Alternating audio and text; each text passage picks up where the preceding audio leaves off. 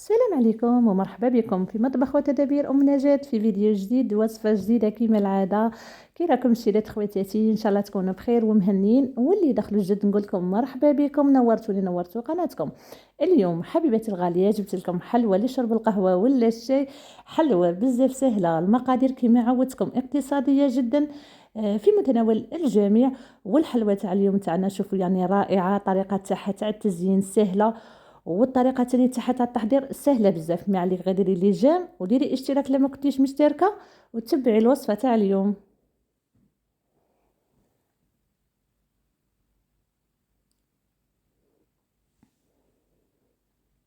بسم الله، نروحوا للمقادير تاعنا. هنا عندي 120 غرام تاع الزبده طريه بدرجه حراره المطبخ، عندي 60 غرام تاع السكر المطحون اللي هي 3 مغارف معمرين كبار، وحبه تاع البيض، وعندي قرصه تاع الملح، والقرصه تاني تاع ربع ملعقه تاع خميره الحلويات، وزوج كيسان ماشي معمرين تاع الفرينه اللي هي 200 غرام الا بغيتي توزني، والساشي تاع اللافاني.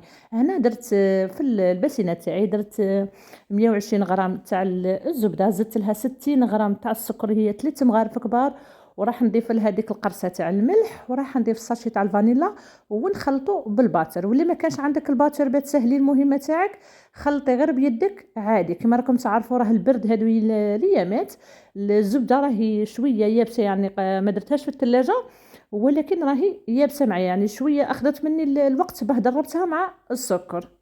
راح نخلط كل شيء في رحبه حتى يتجانس السكر مع الدهان. راح نضيف لهم هذيك الحبه تاع البيض ونخلط تاني حتى كما نقولوا حنا تختفي هذيك الحبه تاع البيض مع الزبده. نخلط ونضيفوا الفرينه مباشره.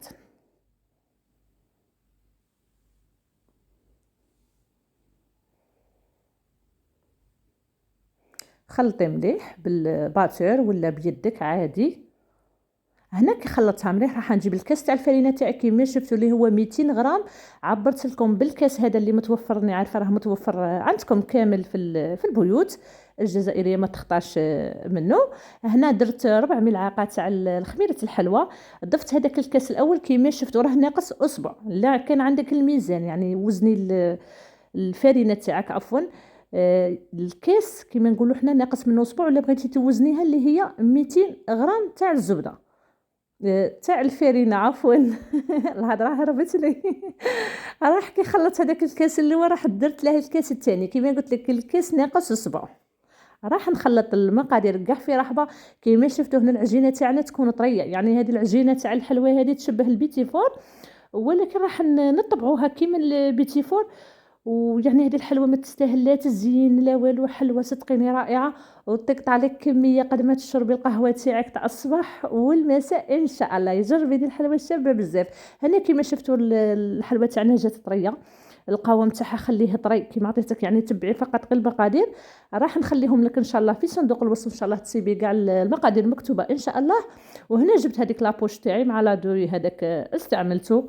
راح نطبع الحلوى تاعي، فرشي من الاحسن يعني تفرشي ورقه طهي على البلا تاعك، ولا ادهنيه فقط بشويه تاع الزيت ولا الزبده، وطبعي الحلوى تاعك هادي.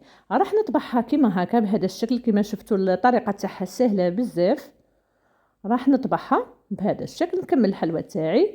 ونجيبو هنا عندنا شويه تاع المعجون. في الاول نديرو كيما نقولوا حنا بالاصبع تاعك ولا بملعقه، ولا ديري هكاك شغل ثقب، يعني هودي هذاك الوسط تاع الحلوى تاعك، هوديه باه رايحين نديروا له المربى. هنا مربى عادي تاع المشمش، ودرت له شويه تاع صبغه، اللون تاعها عطاني هذاك اللون الاحمر بيعطيني نظره شابه، وبنه في نفس الوقت. راح نعمر هذوك الثقب اللي درتهم بالاصبع تاعي، راح نعمرهم بالمعجون. بهذه الطريقه راح هذا المعجون راح يطيب مع الحلوى تاعك، ما تخافيش منه. هنا نكون مسخنه الفرن تاعي، سخنته طفيت له من الفوقه وخليته طاف في الرف الفوقاني. كي حمر لي من تحت اخذ هذاك ديك الحموريه هذيك الشابه، اي شعلت له غير شويه من الفوقه حمرته. كما عارفين الكاطو هذا كي تحمريه يجي في واحد القرباشه واحد البنه روعه. كما شفتوا هذه هي الحلوى تاعنا بعد ما طابت، خرجت الشكل تاعها يشهي. شهيتكم في الجنه خياتي. شوفوا الشكل تاعها طايبه من الفوق حمرتها كما قلت لكم، ومن تحت تاني راهي حمراء. راح نقدمها في الصحن التقديم. شوفوا الشكل تاعها خرج روعه. طيبت هذا البلا وخدي خدت هذه البلا ثاني طيبت فيه حبات كما نقولوا نص بلا من هذا كما شفتوا بحبه تاع البيض و120 غرام تاع الزبده. قطعت لي كميه ما شاء الله، لا كنتي خارجه ديه معاك كانوا جايينك عندك ضياف تاني جهزيه ولا جهزيه للعائله تاعك وفرحي وليداتك به. صدقيني يعني دي الحلوى بزاف سهله، بنينه بنينه بزاف، ان شاء الله تجربيها. شوفي كي قسمت معاك الحبه صدقيني دي الحلوى هشيشه هشيشه بزاف. يعني شوفوا شحال طريه، غير تحطي يدك عليها تذوب ذوبان في اليد تاعك. ان شاء الله تجربي الحلوى تاع اليوم ان شاء الله. ونقول لك شاركي الوصفات مع الاحباب والاصدقاء باه تعم الفائده ليكم وليا. وما نقول لك ما تنسينيش بجام داك الشباب والاشتراك لما كنتيش مشتركه، وفعلي هذاك زر الجرس باش يوصلك ان شاء الله كل جديد. ونقول لك مع السلامه حبيبتي، الى فيديو اخر ملتقى اخر ان شاء الله. مع السلامه.